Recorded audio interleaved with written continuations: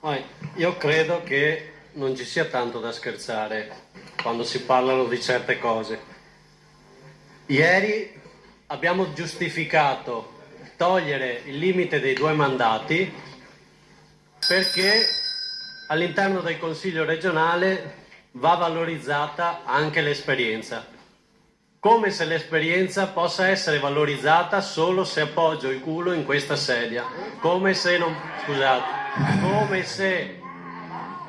se... Ecco, collega Scarabel, forse bisogna usare la testa più che altre parti del corpo quando si è in certe posizioni. Quindi, prima qualcuno è scivolato, basta adesso, per favore, grazie. Lo so, però sono molto accalorato dato che quello che sto dicendo mi tocca nei valori, secondo me. Ci sono altri modi di valorizzare giustamente un'esperienza.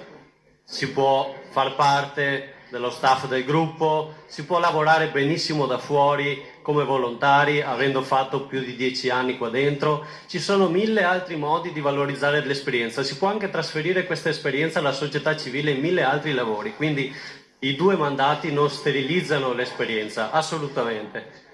Poi c'è qualcuno che ha detto: servirebbe, prima di entrare in consiglio regionale, che ci sia prima un passaggio dal basso per i consigli comunali. Una logica che tutto sommato condivido assolutamente.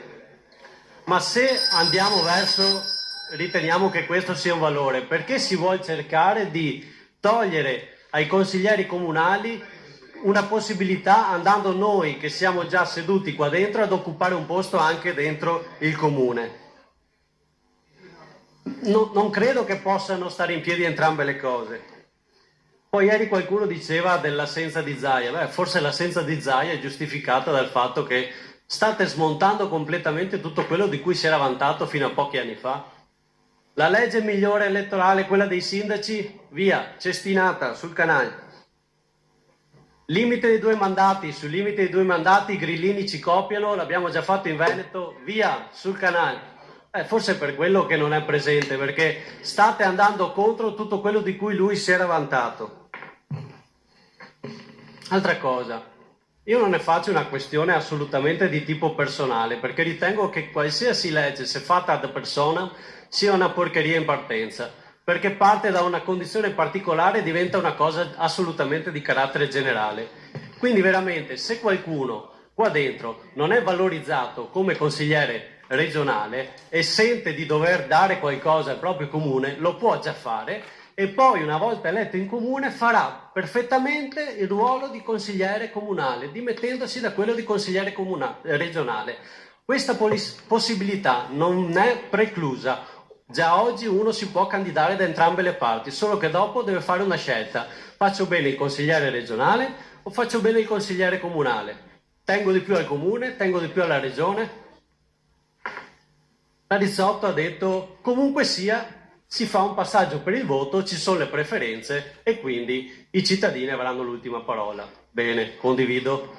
Peccato che anche per gli impresentabili, che a ogni tornata elettorale ci viene presentata la lista degli impresentabili, anche gli impresentabili passano per il voto.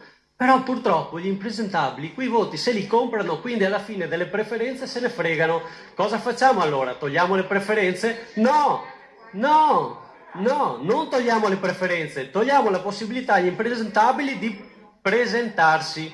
Semplicemente mettiamo prima le cose che riguardano i valori, scriviamole in legge, non basiamoci solo sulla capacità di votare, non perché sono incapaci di votare, ma perché purtroppo ci sono dei meccanismi che raggirano anche le preferenze, e ci sono. Un'altra cosa sui consiglieri comunali. Io credo che un consigliere comunale, se i sindaci sono degli eroi, allora anche i consiglieri comunali sono degli eroi, e non dobbiamo in assoluto andare a inquinare le due cose.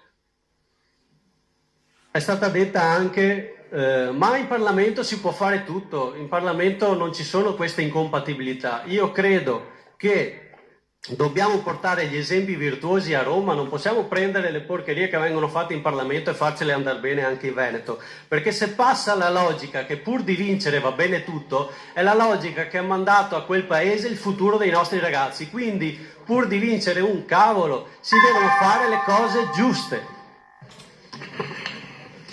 Collega